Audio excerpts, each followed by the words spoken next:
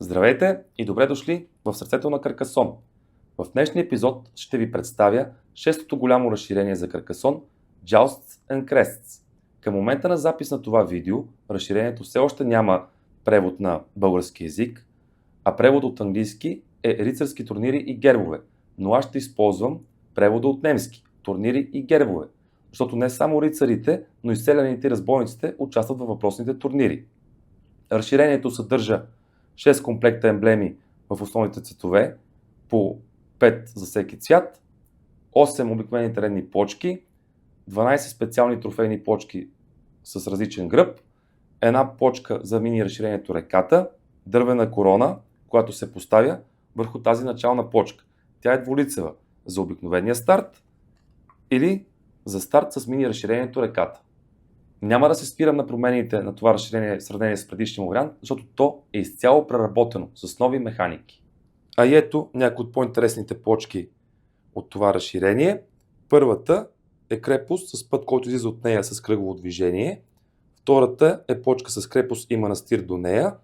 А третата е за мини разширението реката. Както виждате, горе има един път, който свършва по средата на поляната, но не я разделя. А ето тук виждате пример от трофейните плочки. Тази плочка изобразява две крепости. Едната минава отдолу под моста, отляво надясно, а другата е съставена от две части, свързани с мост.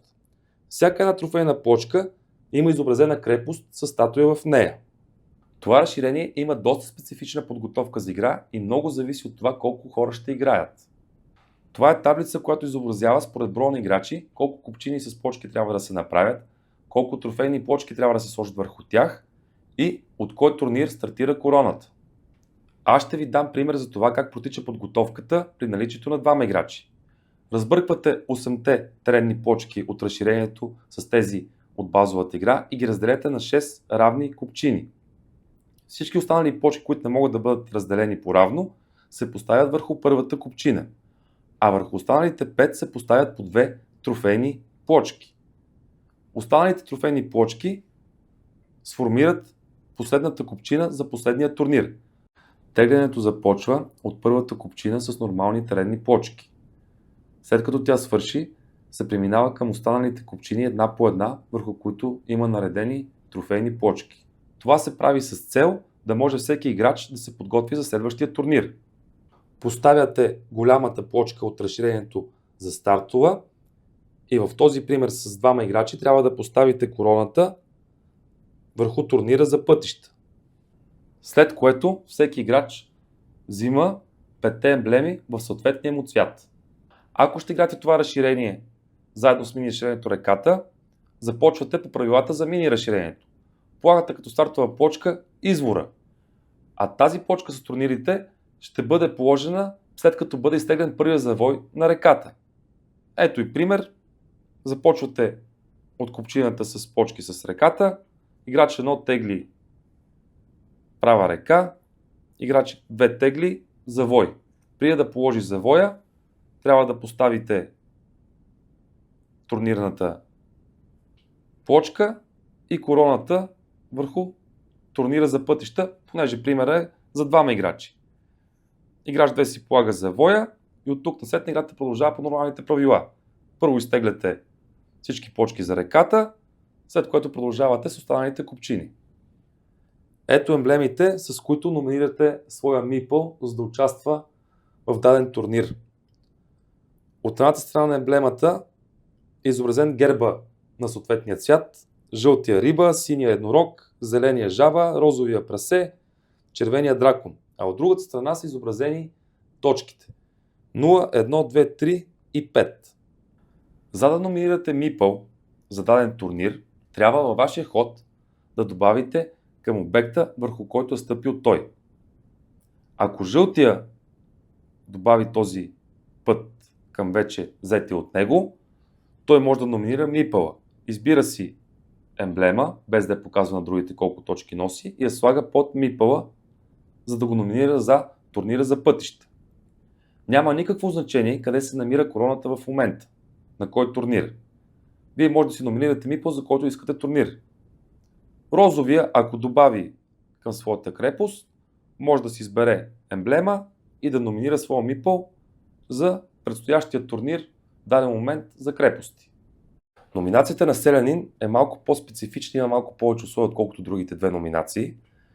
В този пример, ако жълтия добави към поляната тази почка, той има право да си номинира селянина. Но ако селянина е заобиколен плътно от 8 почки и жълтия добави към поляната, той няма право да си номинира селянина. Друго интересно условие е, че ако жълтия добави 8-та почка, която заобикаля селянина към своята поляна, той има право да си номинира селянина. Също така, мнозинството при номинации за поляни, пътища и крепости няма никакво значение. При завършването на обект, върху който има номиниран мипъл, трябва да върнете емблемата, която е поставена под него. Ако жълтия си завърши пътя, взима си 4 точки, връща си мипъл, връща си емблемата. Но, ако розови изтегли тази почка, може да прецени да изхвърли жълтия от турнира. Ако стават малко почки за тегляне до започване на турнира, розовия ще прецени, че добра идея да изхвърли жълтия от турнира и да не му даде възможност да участва. Като му завърши пътя, ще му даде тия 4 точки за пътя, но ще му изхвърли мипъла заедно с емблемата от турнира. И тук ще отворя една малка скоба. Имайте предвид, че ако тръгнете по този път на изхвърляне на мипъл от турнир, нещата много бързо могат да станат грозни. И смисъла на цялото разширение е да се изгуби. Да стане от турнири и гербове, не изхвърли други от турнира. Стигна се до там, че последните игри, които играх с това разширение, се разбрах с другите хора да не се изхвърляме умишлено от турнирите, за да може да се насладим изцяло на това разширение. Един турнир започва, когато почките в текущата купчина свършат и трябва да се премине към следващата, която има трофейни почки отгоре. Жълтия, ако си положи този път тук, вече няма почки и трябва да започнем турнира. Короната е върху турнира за пътища. И имаме един мипъл номиниран за този турнир и това е на жълтия.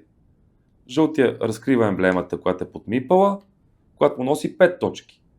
Броиме сегментите на пътя, от колко почки е съставен той. 1, 2, 3. Това означава 8 точки за жълти играч за турнира. Но ако короната, беше на турнира за крепости, тогава трябва да оценим розовия мипъл. Розовия разкрива емблемата под своя мипъл, 2 точки, плюс 1, 2, 3 сегмента от крепостта, 5 точки за розовия в този случай на този турнир. Не само номинацията за селянин е по-специфична, но и неговото оценяване за турнир също. Ако приемем в този случай, че е време за турнир за селяни, жълтият играч разкрива емблемата под своя селянин, избрава една точка. Броиме почките около мипъла. 8-те. 1, 2, 3, 4, 5, 6, 7. 7 точки плюс 1. 8 точки за този селянин на жълтия за турнира. Но, ако въпросният селянин, номиниран селянин, е заобиколен изцяло от 8 почки, тогава вече, след като разкрием емблемата, не броиме само тези 8 около него, а и тези 16 около първите 8. И в този случай жълтия ще получи 8 точки от тези, защото е заобиколен плътно от тях, плюс 1, 2, 3, 4, 5, 6.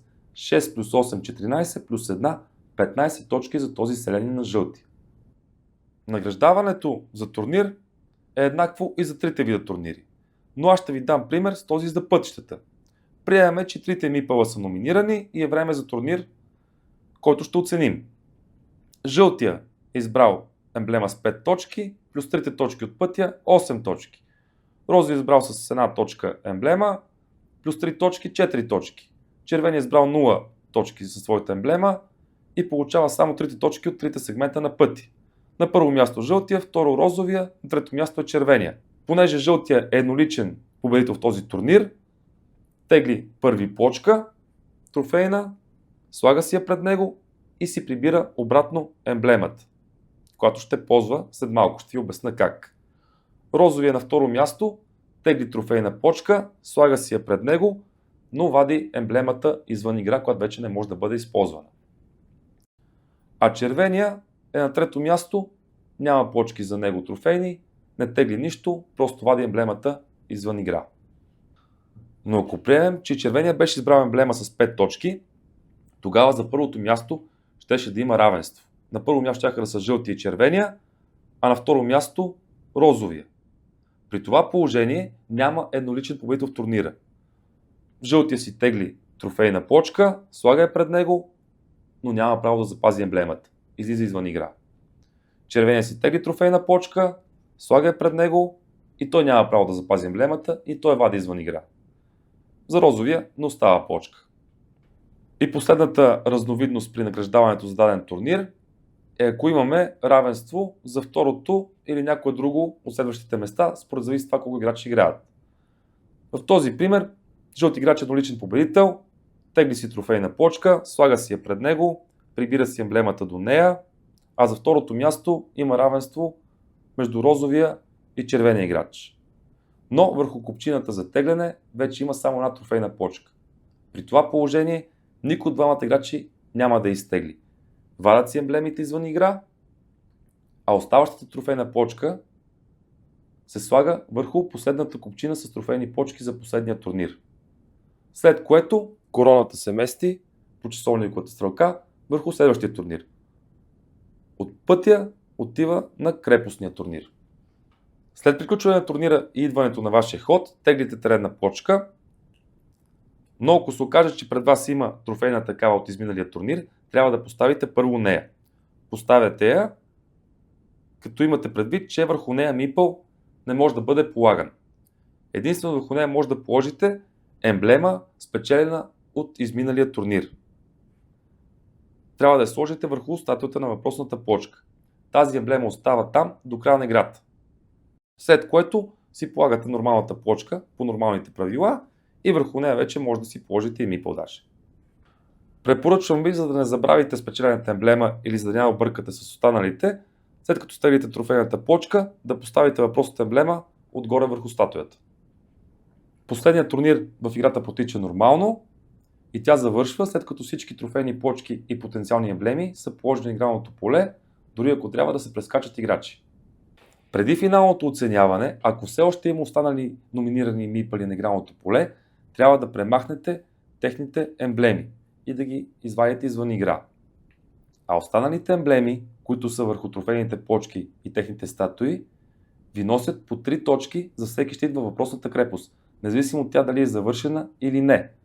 В този случай розовия ще получи 3 точки от тази емблема, ще стане на 35, а жълтия ще получи по 3, 6, 9 точки за всяка от своите емблеми. Общо 18 точки за жълт играч, който ще стане на 30. Ако искате да видите пълна игрална сесия с разширение номер 6 за Carcassonne Jousts and Crests, моля натиснете върху линка на екрана или на линка в описанието.